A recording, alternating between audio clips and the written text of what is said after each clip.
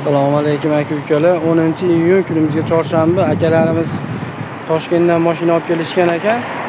Hop, salondan yangi chiqqan ekan. Akalarimizga tent qo'yib berdik. Hop, bu mashinamiz 391 kilometr yuribdi. Hop, bu mashinamiz rosa 400 kilometr bo'libdi. Ikki mashinamizga quruqlik tent qilib berganmiz. Manzilimiz Marg'ilonda, bemalol aloqaga chiqib olasizlar, chiroyli sifatli qilib ishlaymiz. Siz bilan xudo xolasa mana.